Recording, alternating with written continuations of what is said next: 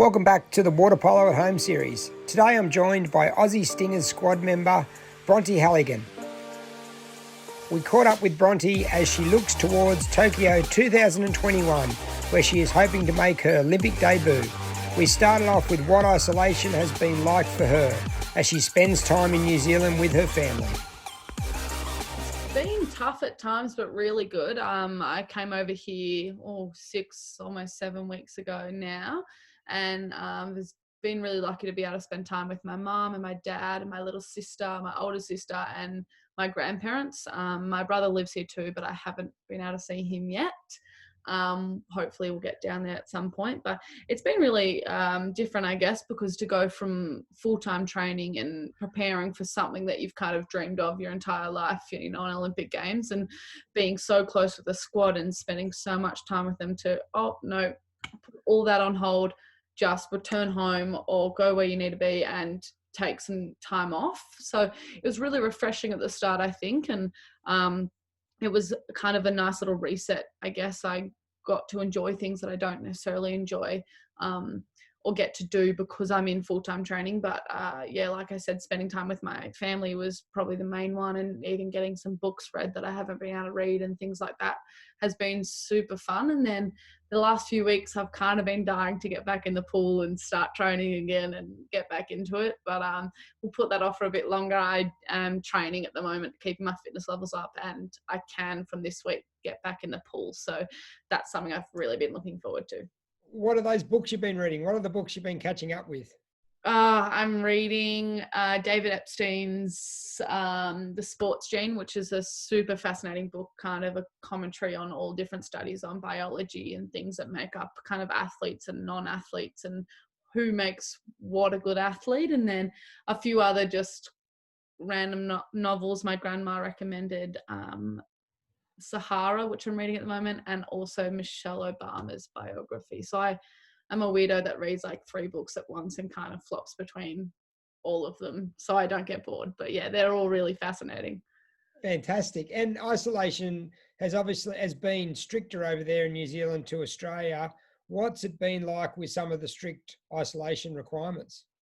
Yeah, the first 4 weeks I was here, it was pretty much stay at home, and you're only allowed to leave for a little bit of exercise and any essential things you need, so like food. That was really interesting and different. So we were pretty much just left to our little bubble of my dad, my mum, and my little sister. I exercised every day. I did the shopping for the family. My mum didn't feel comfortable doing it, and you're only allowed one member of the family going to the shopping in New Zealand at that time. So I got to go into the supermarket and steer clear of everyone, one person in and out at a time, and plenty of hand washing and things like that. So that was super fascinating and interesting for me, I think. And I spent a lot of time on FaceTime to friends and my siblings and everyone else. And then we've slowly eased restrictions here. So at the moment, everything's almost back to normal. We're in level 2.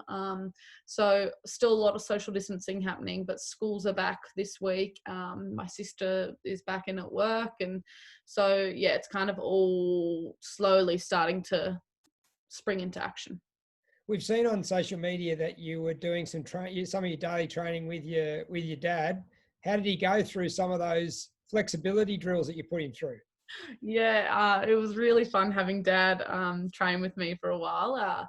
Because I couldn't get in the pool and you actually weren't allowed in the ocean for the first few weeks, I had to rearrange everything that I know about sport for the last few years. So I got back into running, which I haven't run in many years. So that was interesting, but really handy to have Dad with me to help me run and kind of learn how to run again. We did different sets, stride out sets, or we ran longer distances and things like that. And then in the afternoons, it was my turn to challenge him. So we'd go through like a yoga or a Pilates or something like that. And that was really fun. Dad's actually pretty good because he goes to yoga. Well, when we were back in Sydney, every Monday, Wednesday mornings, he heads to yoga in the morning at the local surf club. So he's got a little bit of background, but he's so competitive that he doesn't like the poses, I guess, that are really difficult for him to do because of his flexibility. So it's quite funny at times, but no, it's been really, really fun having him there. I guess I'd get pretty bored and it'd be hard to motivate myself if it was just by myself, but having people around you that support you and want to help you in any way they can. I know my mum's offered to drive the car next to me while I'm running and things like that, just to keep me kind of in check, and my fitness in check's been awesome. That's fantastic. And your dad talking about being competitive and also of his era, the greatest goal kicker of his era, holding all the point scoring records. Has there been any tips when you've spent extra time with him that he's been able to give you on dealing with pressure, or any general tips? Yeah, I definitely think that through my whole life too, not just this specific time that we're together, that dad's given me tips that I guess I wouldn't get because another athlete wouldn't get because maybe their dad's not a professional athlete. So it's been really awesome having him right there next to me, growing up with him, giving me the kind of guidance that I need as an athlete. And just, I mean, I can't think of any off the top of my head, but even just when, say, I missed out on Rio and things like that, he was right there and he had his own mirroring story that he could tell to me to say, you know, this happens to everyone. It's not just happening to you, and it's part of life. And this is how, these are the tools that I use to get through it. Maybe it's not what you want, but this is what I do. And that's what's great about dad, is he's always wanting to learn. So it's not, oh, here's what I do, you need to do that. It's, here's what I did, you can take it if you want, you don't have to.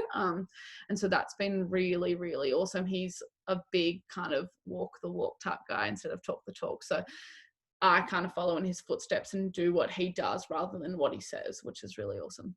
And that wanting to learn by reading 3 books at one time, obviously you've inherited that gene from your dad.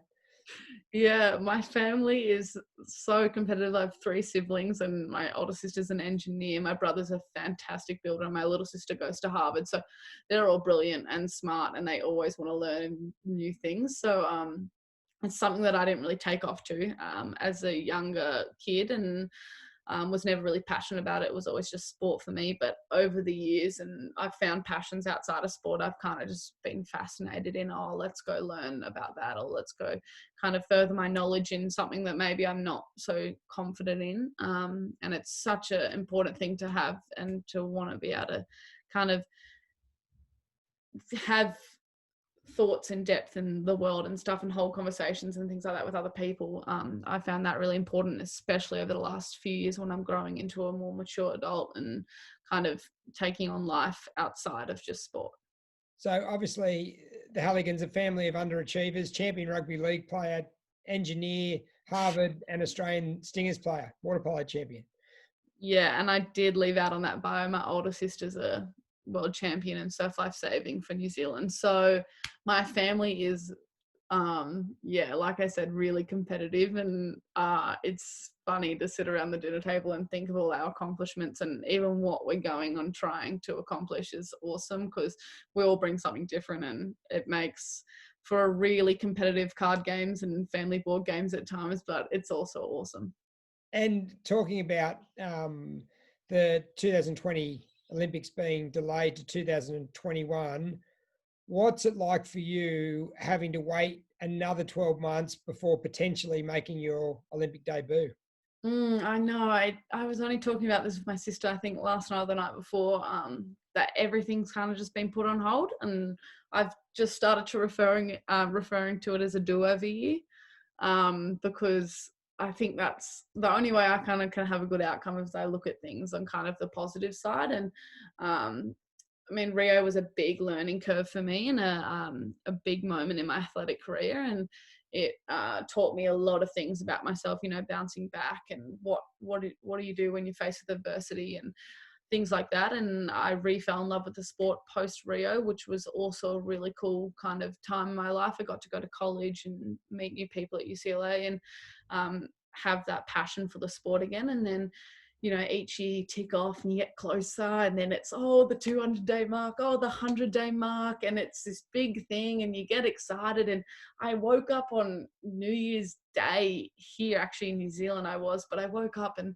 I was chatting to a friend and I said, shit, it's the year of the Olympics. Like, you kind of don't get that, that feeling only comes around once every 4 years. Oh, it's the year of the Olympics, and it's a pinch yourself moment, and it's kind of a pinch yourself few months leading into it. And yeah, so to have that kind of just be put on hold is really daunting, but I'm so kind of thankful that it has just been postponed and there's another date to look forward to. Like I said, my life got rearranged a bit, but this Olympics has always been my driver and my passion, and I want to go and make it. So it wasn't so much, oh no, everything's ruined. It was, okay, there's a new date, there's a new goal. Let's reset, take the time now to chill out, and then look back into water polo. And what did I do this year that maybe I wasn't happy with, or maybe the team wasn't happy with? What did we do that we can fix and change? Look at it as a do-over. Okay, you get the whole year to do over again. Let's do it right this time. So I think if you look at it that way, it's kind of an awesome kind of way to go into an Olympic Games, is we get a full 12 months of proper hard preparation again that we can do right and properly. For all those young up and coming athletes out there listening to that, reflection, do-over year, time to look at what you're doing right and not do right, and falling back in love with the sport again after Rio, what great advice to up and coming athletes.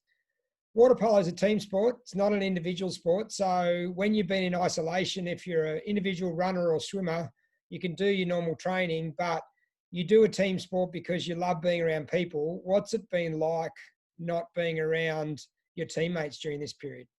Yeah, it's been, like I said, so weird because we go from day in, day out. I think Amy Ridge, one of my teammates, I spend hours on hours with her because we play for the same club team, and Lee Units, as we play for the same club team. We train together in the mornings together. I swing around to her house and have lunch probably because it's right near our club training pool and things like that. So to kind of go cold turkey on your friends is been really funny, and even your coaches and stuff. I've just missed rocking up to the pool at 5 a.m. all those ridiculous hours and seeing their faces, because so sometimes in the morning, early in the morning, you don't want to go to training, but you rock up to the pool and you're there not just for yourself but for them. And that, like you said, I love being around people, and being in a team is awesome because you've got them to fall back on. So to not have them at this time has been interesting, but it's such a great world that we live in that we can use Zoom or FaceTime or whatever it is to stay connected. And kind of that's how the team's been rolling. I think the coaches at the start said, all right, take this time, do exercise if you want, don't do it if you don't want, like do what you need. Everyone's going through their different emotional process with it. Then a few weeks ago, we got kind of a schedule of, okay, this is what your training should look like. We're giving you the freedom to do your own individual sessions, but make sure you get 2 swims in or whatever it was in kind of the week. So we have our weekly programs now, and we've been doing Zoom calls. I mean, at the start, it was a Zoom call every other day. Now it's a Zoom call once or twice a week, depending. And in those calls, we actually have which has been great. I think, again, for this do-over years, we want to focus more on tactics and what other teams are doing and stuff. So we've had the opportunity to analyze, and I'm sure all other teams around the world are doing it, but analyze video footage and stuff, which we don't usually get much opportunity to do because your life is so busy and hectic at the time. So it's been really perfect for that to kind of be our focus as a team. So, and to see how your teammates and your coaches analyze the game and how it could be different. And so we've been trying to learn off each other in that way, I guess. And it's been a really great thing that the coaches have initiative, I guess, that the coaches have started. And I hope that it continues for the next few months. And when your first session back in the pool, what are you going to do? Oh, I think I'm going to go tomorrow, actually, and I'm just going to do a swim. I've been ocean swimming in a wetsuit here in New Zealand because it's freezing, which has been, again, I love the ocean, so it's been really nice to get my fitness through the ocean the way I love all that. But yeah, jumping back in the pool, I'm super excited. I think I'll just go for a few K swim and maybe pass the ball around. My sister's always up for a pass, or there's a few other athletes around here that I know that maybe will jump in the pool with me. So yeah, maybe just a chill swim. Now let's not hold back, Bronte. We know that in the ocean there's no clock and there's no black line. So that few K swim, you're going to be trying to do something. Yeah, I bought myself a few presents over the isolation to kind of keep myself motivated. One of them was I have a wetsuit in Sydney, but I needed one here, so I bought a good swimming wetsuit here in New Zealand. I bought a really warm puffer jacket because I don't own one, and I thought it's time to own one. And then I also bought this Garmin, which is my training partner now, and I love it. And so yeah, I clock in on the Garmin a few K. The other morning I did about 3K ocean swim, just back and forth in the bay, which has been good. So yeah, I don't do too much to keep it interesting, actually. I'm a big counter when I swim, so I just usually do math, which sounds so weird, but I count my strokes, or like I count how many meters I have to go or how many I've done, or it usually helps when you're doing a swim set. But yeah, so I just do that, and it's something so calming that you can just put your head in the water and not have to listen to anyone else and just be by yourself while you're swimming. So it's been really nice. And what's the water temperature like over there in New Zealand around the Mount Maunganui area at this time of year? It's actually been, I thought it'd be colder than it was, to be honest with you. You know, you put your head in and it's cold and I say, okay, put your head down for 100 strokes, because then the brain freeze and the cold on your face will go away. Your body's warm because you've got a wetsuit on. But then after that, you could stay in there all day. It's quite warm. I think it's been around 17 degrees, which is actually similar to Sydney at the moment. I think the girls are saying it's pretty cold. It's more just getting out when it's windy or it's cold or cloudy out of here. That's when it hits you that it's quite cold. So I jump in the shower straight away and try and warm up as best as possible. Excellent. Bronte Halligan, thanks for joining us today. No worries. Thank you so much.